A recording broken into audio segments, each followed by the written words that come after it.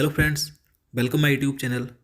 तो दोस्तों, आज के इस वीडियो में हम ज्योग्राफी के 25 मोस्ट इंपॉर्टेंट क्वेश्चन देखेंगे जो आपके सभी आने वाले एग्जाम के लिए महत्वपूर्ण होंगे। तो इसलिए आप वीडियो को बिना स्किप के पूरे एंड तक देखते रहिए। तो चलिए आज का वीडियो शुरू करते हैं।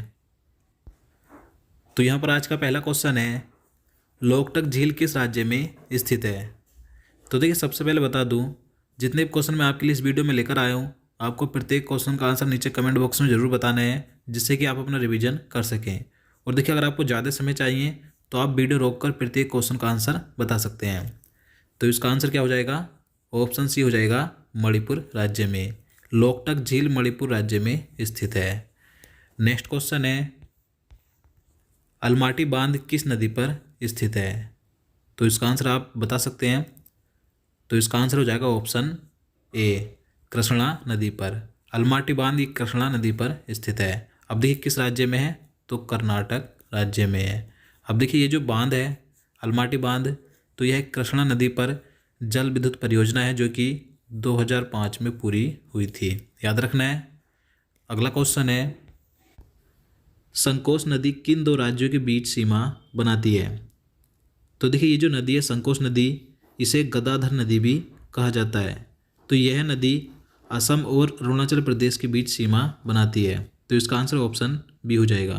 और देखिए, यह नदी उत्तरी भूटान से निकलती है और असम राज्य में ब्रह्मपुत्र नदी में मिल जाती है। तो याद रखना है। अगला क्वेश्चन है, भारत में अधिकतर किस प्रकार के वन पाए जाते हैं। तो देखिए, महत्वपूर्ण प्रश्न है। तो इसका आंसर ऑप्शन ए हो जाएगा, उष्णकटिबंधीय पर्णपाती वन। तो देखिए, भारत में अधिकतर उष्णकटिबंधीय पर्णपाती वन पाए जाते हैं।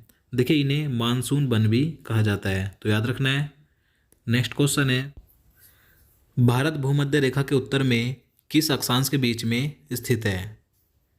तो इसका आंसर क्या हो जाएगा? ऑप्शन ए हो जाएगा, 8 डिग्री 4 मिनट से 37 डिग्री 6 मिनट उत्तरी अक्षांश के बीच में स्थित है भारत। देखिए, बता दूं, भारत पूरी तरह से उत्तरी गोलार्ध में स्थित है, जो 8 डिग्री 4 मिनट और 37 डिग्री 6 मिनट उत्तरी अक्षांश पर है, तथा 68 डिग्री 7 मिनट और 97 डिग्री 25 मिनट पूर्वी देशांतर के बीच में स्थित है। तो आपको दोनों स्थिति याद रखनी है। उत्तरी अक्षांश पूछा जाएगा तो 8 डिग्री 4 मिनट और 37 डिग्री 6 मिनट, तथा पूर्वी देशांतर के बीच पूछा जाएगा तो 68 डिग्री 7 मिनट और 97 डिग्री 25 मिनट। तो याद रखना है। चलिए, नेक्स्ट क्वेश्चन है, काचिन पहाड़ियाँ भारत की किस देश के साथ सीमा का निर्माण करती हैं। तो इसका राइट आंसर ऑप्शन बी हो जाएगा, म्यांमार। तो देखिए, जो काचिन की पहाड़ियाँ हैं ये म्यांमार के सुदूर उत्तर पूर्व काचिन राज्य में स्थित है। यह पहाड़ियाँ भारत और म्यांमार के बीच सीमा का निर्माण करती हैं। और देखिए, यह पहाड़ियाँ अरुणाचल प्रदेश के साथ लगती हैं। तो याद रखना है। अगला क्वेश्चन है, कौन सी नदी को तिब्बत में सांगपो के नाम से जाना जाता है। तो देखिए, महत्वपूर्ण प्रश्न है, तो आप सभी जानते होंगे। तो इसका आंसर क्या हो जाएगा? ऑप्शन ए हो जाएगा, ब्रह्मपुत्र नदी को। देखिए, ब्रह्मपुत्र नदी को तिब्बत में तो संगपो यानी कि या सांगपो के नाम से जाना जाता है, और अरुणाचल प्रदेश में इसे देहांग या दिहंग के नाम से जाना जाता है, और असम राज्य में इसे ब्रह्मपुत्र के नाम से जाना जाता है, तथा बांग्लादेश में इसे जमुना कहा जाता है। तो इसके सभी नाम याद रखने हैं। चलिए, नेक्स्ट क्वेश्चन देखते हैं। क्वेश्चन नंबर 8 है, भारत में बॉक्साइट का सर्वाधिक उत्पादन किस राज्य द्वारा किया जाता है। तो देखिए, भारत में सबसे ज़्यादा बॉक्साइट का उत्पादन किस राज्य में होता है। तो ये होता है ओडिशा राज्य में। तो इसका आंसर ऑप्शन ए हो जाएगा। अगला क्वेश्चन है, भारत की पहली यूरेनियम खदान किस स्थान पर स्थित है। तो इसका राइट आंसर हो जाएगा ऑप्शन सी, जादूगोड़ा में। तो देखिए, भारत की पहली जो यूरेनियम खदान है, यूरेनियम की खान है, कहाँ पर है। तो यह है जादूगोड़ा में। देखिए, यह झारखंड के सिंहभूम जिले के जादूगोड़ा गांव में स्थित है। देखिए, यह खान 1967 से कार्य कर रही है, और यह भारत में यूरेनियम की पहली खनन की प्रथम खान है। तो याद रखना है कि भारत की पहली यूरेनियम खान कौन सी है, जादूगोड़ा में। चलिए, अगला क्वेश्चन देखते हैं, हरित क्रांति का पिता किसे कहा जाता है। तो देखिए, काफ़ी महत्वपूर्ण प्रश्न है। आप इसका आंसर जानते हैं तो नीचे कमेंट बॉक्स में बता सकते हैं। तो इसका आंसर हो जाएगा ऑप्शन ए, नॉर्मन बोरलॉग को। नॉर्मन बोरलॉग को हरित क्रांति का पिता कहा जाता है। लेकिन देखिए अगर भारत की बात करें कि भारत में हरित क्रांति का पिता किसे कहा जाता है, तो भारत में कहा जाता है डॉक्टर MS स्वामीनाथन को। तो दोनों नाम याद रखने हैं। और देखिए यहाँ पर जो वर्गीस कुरियन है, इन्हें श्वेत क्रांति का पिता कहा जाता है। चलिए अगला क्वेश्चन है, भारत का सबसे बड़ा कॉफ़ी उत्पादक राज्य कौन सा है? तो इसका राइट आंसर हो जाएगा ऑप्शन सी, कर्नाटक राज्य। कर्नाटक राज्य भारत का सबसे बड़ा कॉफ़ी उत्पादक राज्य है, यानी कि भारत में सबसे ज़्यादा कॉफ़ी का उत्पादन किस राज्य में होता है? कर्नाटक राज्य में। नेक्स्ट क्वेश्चन है, कांगेर घाटी राष्ट्रीय उद्यान किस राज्य में स्थित है? तो इसका सही आंसर ऑप्शन ए हो जाएगा, छत्तीसगढ़ राज्य में। तो देखिए जो कांगेर घाटी राष्ट्रीय उद्यान है, इसे 1982 में भारत सरकार द्वारा राष्ट्रीय उद्यान घोषित किया गया था। तो ये छत्तीसगढ़ राज्य में स्थित है। अगला क्वेश्चन है, सिंधु नदी की कौन सी सहायक नदी मानसरोवर झील से निकलती है? देखिए सिंधु नदी की कई सारी सहायक नदियाँ जैसे कि झेलम, ब्यास, सतलुज, रावी, चेनाब आदि। तो जो यहाँ पर सतलुज नदी है, यह तिब्बत में मानसरोवर झील से निकलती है। तो इसका आंसर ऑप्शन सी हो जाएगा। अगला क्वेश्चन है,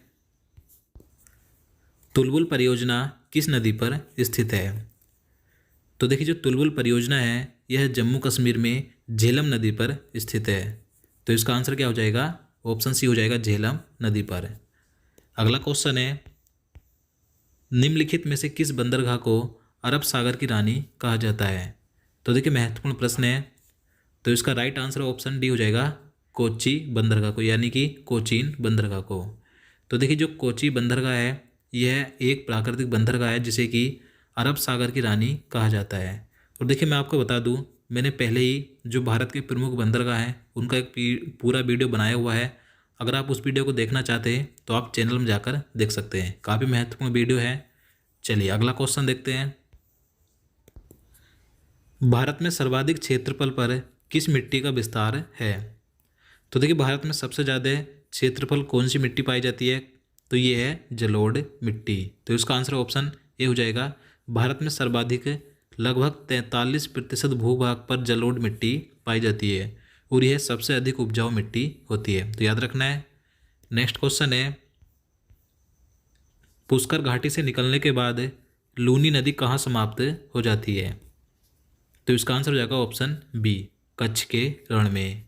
तो देखिए जो लूनी नदी है, इसका उद्गम राजस्थान के अरावली पर्वत श्रेणी में पुष्कर घाटी से होता है और यह नदी गुजरात के कच्छ के रण में समाप्त यानी कि विलुप्त हो जाती है। चलिए अगला क्वेश्चन देखते हैं, सबसे उच्च कोटि का लोहा कौन सा होता है? तो देखिए सबसे उच्च कोटि का लोहा होता है मैग्नेटाइट। तो इसका आंसर ऑप्शन ए हो जाएगा। देखिए मैग्नेटाइट सबसे उत्तम कोटि का अयस्क है। इसमें देखिए 70% धातु अंश पाई जाती है। तो याद रखना है, सबसे उच्च कोटि का लोहा होता है मैग्नेटाइट। इसके बाद होता है हेमेटाइट, फिर लिमोनाइट, फिर सिडराइट। चलिए अगला क्वेश्चन है, भारत और बांग्लादेश के बीच फरक्का बांध विवाद किस नदी के जल बंटवारे को लेकर है? तो ये है गंगा नदी के बंटवारे को लेकर। तो इसका आंसर ऑप्शन ए हो जाएगा। तो देखिए जो फरक्का बांध है, यह पश्चिम बंगाल के मुर्शिदाबाद में गंगा नदी के किनारे स्थित है। जो भारत और बांग्लादेश के बीच एक विवाद है जल बंटवारे को लेकर, तो ये कहाँ किस नदी को लेकर है? गंगा नदी को लेकर। चलिए अगला क्वेश्चन है, निम्नलिखित में से किस पर्वत को 5 ट्रेजरस ऑफ ग्रेट शो कहा जाता है? तो देखिए 5 ट्रेजरस ऑफ ग्रेट शो किस पर्वत को कहा जाता है? तो ये कहा जाता है कंचनजंगा पर्वत को। तो इसका आंसर ऑप्शन सी हो जाएगा। और देखिए यह पर्वत सिक्किम और नेपाल में है और यह विश्व का तीसरा सबसे ऊंचा पर्वत है। इसकी ऊंचाई है 8,586 मीटर, याद रखना है। चलिए अगला क्वेश्चन है, गंगा की मुख्य शाखा को बांग्लादेश में किस नाम से जाना जाता है? तो देखिए काफ़ी महत्वपूर्ण प्रश्न है, कई बार पूछा जाता है कि गंगा नदी को बांग्लादेश में किस नाम से जाना जाता है? तो पद्मा नदी के नाम से जाना जाता है। तो इसका आंसर ऑप्शन बी हो जाएगा। और देखिए बता दूं, जब ब्रह्मपुत्र और गंगा नदी का संगम होता है तो इनकी जो संयुक्त धारा है उसे मेघना कहा जाता है, जो कि सुंदरबन डेल्टा का निर्माण करते हुए बंगाल की खाड़ी में जाकर गिर जाती है। तो याद रखना है। चलिए नेक्स्ट क्वेश्चन देखते हैं, निम्न में से कौन सी अक्षांशीय रेखा भारत को 2 भागों में बांटती है? तो ये है कर्क रेखा, तो इसका आंसर ऑप्शन बी हो जाएगा। देखिए कर्क रेखा भारत के 8 राज्यों से होकर गुजरती है, जो कि कई बार पूछ लिए जाते हैं, तो मैं आपको बता देता हूँ।